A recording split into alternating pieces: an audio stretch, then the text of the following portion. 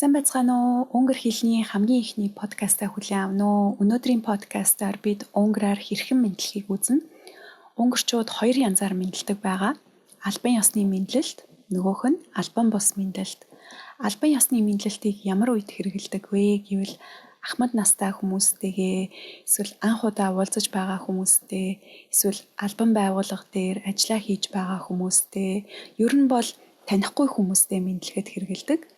Энгийн мэдлэлтийг болохоор дотныхоо хүмүүстэй, гэрийнхэнтэйгээ, найзуудтайгаа, ангийнхантайгаа хамт ажилладаг хүмүүстэйгээ, өдөр болгон тааралддаг, сайн мэддэг хүмүүстэйгээ мэдлэхэд хэрэгэлдэг. Унгарчууд дандаа бүр байнга мэдлдэг. Дэлгүүрт ороод дэлгүүрийн манаач хийж байгаа хүнтэй ч мэдлэн, гадаа тааралдсан хөрштэйгөө ч мэдлэн, танихгүй байсан ч гэсэн мэдлдэг. Унгарчууд танихгүй хүмүүсийг хүндэтгээд та гэж ярьдаг. Энэ ярианы хэлбэрийг унгараар могазодаш гэж нэрлэдэг. Энийг одоогоор цээжлэх хэрэггүй. Унгараар та гэхийг хоёр янзаар хэлдэг. Нэг нь өн эсвэл мого эсвэл өн гэж хэлдэг. Харин дотныхоо хүмүүстэйгээ бол чи гэж ярьдаг. Манай монголчууд өөрөөс нь ах эсвэл эгч хүмүүстэй дандаа та гэж ярьдаг те. Эсвэл танихгүй анх удаа уулзаж байгаа хүмүүсээ хүндэтгээд та гэж ярьдаг. Унгарт болохоор ойр дотныхоо хүмүүстэйгээ ахч байсан, эгчч байсан чи гэж ярьдаг. Бүр ээж аавтайгаа хүртэл чи гэж ярьдаг. Хэрвээ хамт ажилладаг хүн чинь чамаас ах эсвэл эгч байсан ч чи гэж ярина. Яагаад гэвэл өдөр болгон тааралддаг хүн учраас дотн хүмүүс л бол чи гэж ярина. Энэ ярианы хэлбэрийг унгараар тагазүдэш гэж нэрлэдэг. Энийг бас цээжлэх албагүй. Тагазүдэш. Чи гэхийг унгараар та гэж хэлдэг. Чи гэж ярих нь бас амар байдаг. Яагаад гэвэл та гэж ярихаар үйл үг арай өөр болоод хувирдаг. Та гэж ярихаар нэг л хүндий ханы цаанаас ярьж байгаа юм шиг дотн биш мэдрэмж төрүүлдэг, хэдийгээр хүндэлж байгаа ч гэсэн. Тийм болохоор унгарчууд анх удаа уулзсан хүнтэйгээ мэдлчихэд тэгээд яриагаа эхлэхээс өмнө тагазүд хатүнг гэж асуудаг. Энэ нь юу гэсэн үг вэ гэвэл хоёлаа бие биенээ чи гэж дуудаж ярьж болох уу гэсэн үг. За одоо ингээд унгараар яг хэрхэн мэдлэхийг үзцгээе. Зөндөө их ярьчлаа. За өдрийн мэнд гэхийг унгараар юунапот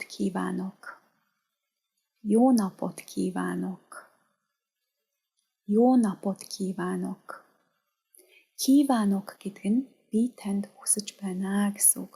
Үгчлээд орчуулах юм бол сайн сайхан өдрийг хүсье гэсэн үг. Юу гэдэг нь сайн гэсэн үг. Ноп гэдэг нь өдөр гэсэн үг. Юунапот киванок. За заавал юунапот киванок гэж уртаар хэлэх албагүй. Богинохноор юунапот гэж хэлж бас болно. За хэрвээ өглөө байвал юурэ гялд киванок. Энэ нь өглөөний мэнд хүргэе гэсэн үг. Өдөр 12 цагаас өмнө дэлгүүр ороод эсвэл албан газар банкн дээр очивол юурэ гялд киванок гэж мэдлж болно. Юурэ гялд киванок. Энийг бас товчлоод юурэ гялд гэж богинохноор хэлж болно. Орой 6 цагаас хойш албан газар дээр эсвэл танихгүй хүнтэй тааралдах юм бол мэдлэхдээ юу аштейт киванок эсвэл товчлоод юу аштейт гэж хэлж болно. За энэ дараагийн мэдлэлтийн хэлбэрийг сургуулийн хүүхдүүд голдуу эмэгтэй настай автар багштай хэлж мэдлдэг. Эсвэл эрэгтэй хүмүүс настай эмэгтэй хүнтэй мэдлэхдээ хэрэгэлдэг. За сургуулиас гадуур бол хүүхдүүд хажуу айлын настай эмэгтэй хүнтэй мэдлэхдээ хэрэгэлдэг. Кази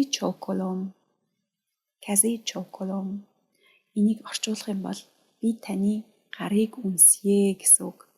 За энэ мэдлэлтийн хэлбэр нь дээр үед бүр дундад зууны үеэс эрэгтэй хүмүүс эмэгтэй хүний гарыг үнсэж мэдлдэг байх үеэс үүдэлтэй мэдлэлт. Тийм болохоор энийг хүүхдүүд эмэгтэй настай багштайгаа хэлж мэндэлдэг. Эсвэл эрэгтэй хүн настай хүнд хэлж мэндэлдэг. Kazi chokolom. Kazi chokolom. За энийг товчлоод chokolom. Chokolom гэж бас хэлж болдог. За эмэгтэй хүмүүс бол энийг цээжлээд хэрэггүй, биднэрт бол хэлэх хэрэггүй. За албан газруудад ороод юмаа хийж дуусчаад баяртай гэж хэлэхдээ Бисунтлаатаашроо.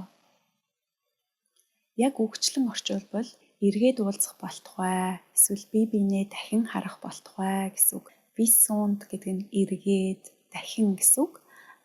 Лаат гэдэг нь харах гэсэн үг. Лаатаашроо гэхээр харахын төлөө гэсэн үг. За Бисунтлаатаашроо гэдгийг товчлоод Вислаат гэж бас хэлж болно. Энэ нь арай албан бусаар баяртай гэж хэлхийн нэг хэлбэр. За хэрвээ албан газартаа эсвэл танихгүй хүнтэй утсаар ярьж байгаад дууссан бол баяртай гэж хэлэхдээ Бисунд холлаашроо гэж хэлдэг. Яг үгчлэн орчуулбал бие биенээ дахин сонсох болтугай гэсэн үг. Бисунд гэдэг нь эргээд, дахин гэсэн үг. Хол гэдэг нь сонсох гэсэн үг. Холлаашроо гэвэл сонсохын төлөө, сонсхийг хүсье гэж байгаа юм. Бисунд холлаашроо гэдгийг товчлоод висхол гэж бас хэлж болдог. За дараагийн мэдлэлт бол хамгийн түгээмэл хэрэглэгддэг мэдлэлт юм. За энийг найзуудтайгаа, дотныхоо хүмүүстэйгээ, хамаатнуудтайгаа мэдлэгтэй хэрэглэдэг. Эсвэл өдөр болгон тааралддаг ажлынхантайгаа ч юм уу, хурш айлын хүнээ сайн таньдаг бол хуршүүдтэйгээ мэдлэгтэй хэрэглэдэг. За энийг сия гэж мэдлдэг. Сия гэдэг нь хэрвээ ганц хүн байвал сия гэж мэдлэнэ. Хоёр эсвэл түүнээс дээш хүмүүс байх юм бол сиасток гэж мэдлдэг. За сия бас сиасток хоёрын нэг онцлог нь юу вэ гэвэл баяртай гэж хэлэхдээ бас хэрэгэлдэг. Хоёулаа баяртай гэсэн үг бас. Тийм болохоор баяртай гэж хэлэхдээ сия гэж хэлж болно. Хоёроос дээш хүн байх юм бол баяртай гэж хэлэхдээ сиасток. За дараагийнх нь үг бол пүси. Энэ мэдлэлт бол дотны мэдлэлтийн нэг хэлбэр. Ялангуяа эмэгтэй найзууд хоорондоо энийг хэрэглэж мэдлдэг. Пүси гэдэг нь үнсий гэсэн үг.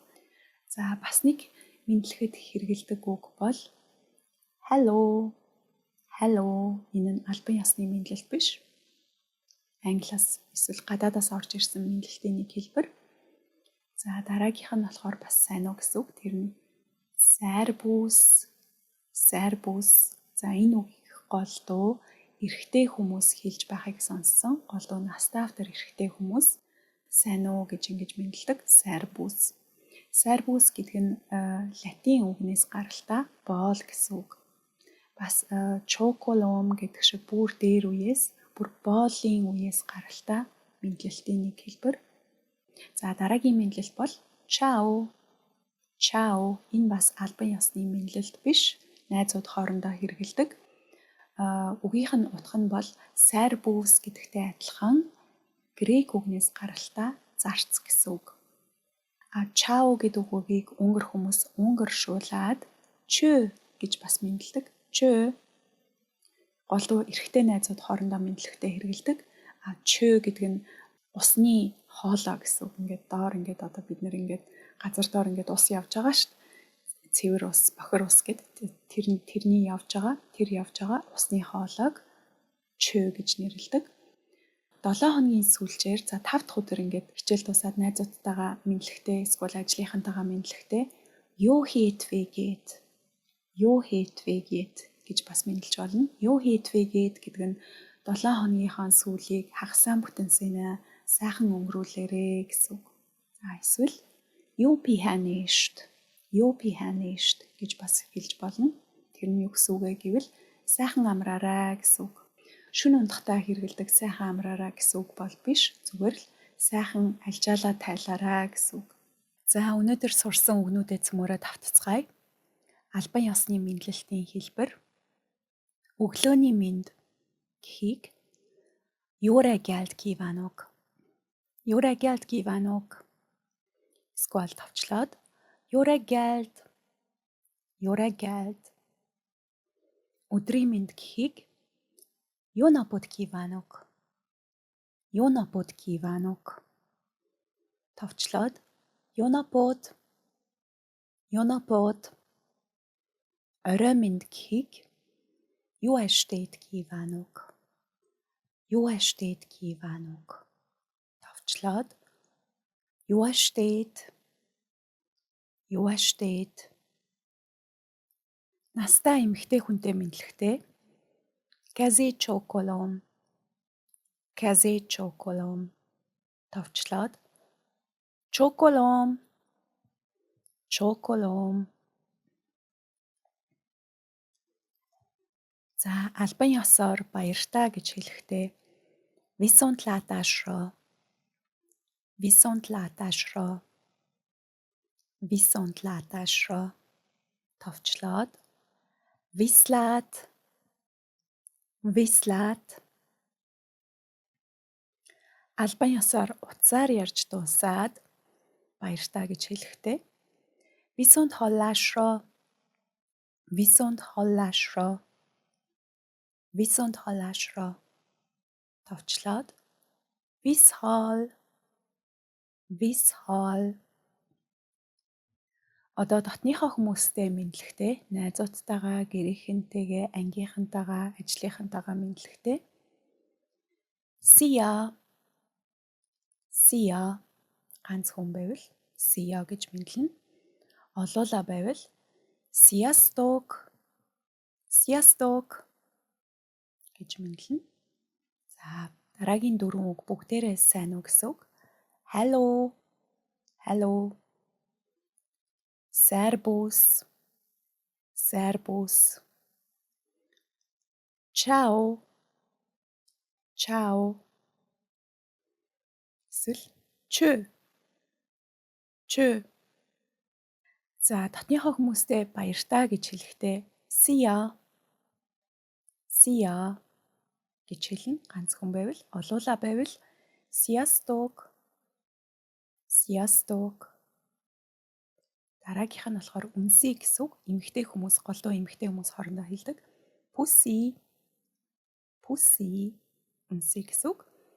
За хагас бүтэнсэнаа сайхан өнгөрүүлээрэ гэвэл юу хийт вэ гээд. Юу хийт вэ гээд. Алжаалаа сайхан тайлаараа гэвэл юу пианишт. Юу пианишт. За өнөөдрийн хичээл таалагдсан гэж найдаж байна. Энэ сүүлчийн хэсгийг дахин сонсоод энэ өгнүүдэд цээжлээрэй. Дараагийн хичээл хүртэл баяр таа.